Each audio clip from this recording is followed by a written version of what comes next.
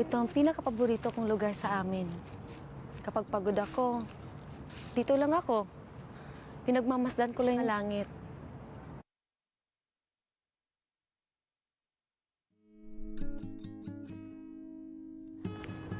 Ito ang pinakapaborito kong lugar sa amin.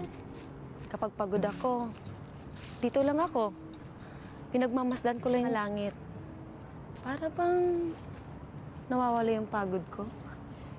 Look, thank you for bringing me here. You have a beautiful family, Ikay. Ang sarap nyo kayang panoorin.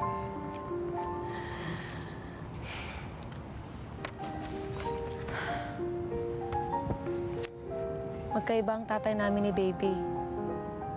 Pero pareho nila iniwan si nanay. Simula nun, kaming tatlo na lang nagsama-sama.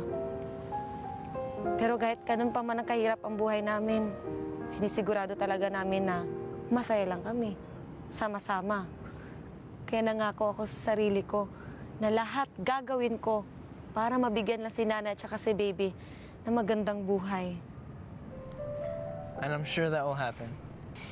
Kaya palang seryoso mo sa trabaho. Masipag ka. Magaling. Sige na nga. Bait na din. Maybe that's why Ate trusts you so much. Ikaw din naman na. Magaling ka din. We, really now? Oo nga. May saltik nga lang ng konti.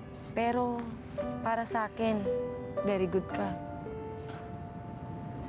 You don't know how much that means to me, right? Yung masabihan ng very good. I guess all this time, I just wanted to hear that from my family. I want to feel that they believe in me. That they love me. Mahal ka nila. I don't see it, you know. I don't feel it. Hindi ka naman mahirap mahalin na.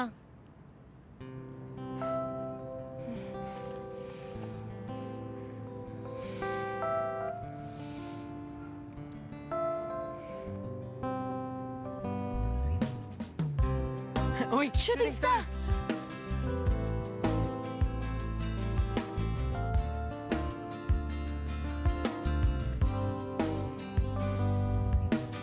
Nung makita kita, napangiti mo na ako. At nang lumapit ka, sinabi mo na gusto mo rin ako. At ngayon, gusto kong sabihin sa'yo ang nararamdaman kong ito. Na ikaw ang nilalaman ng aking puso.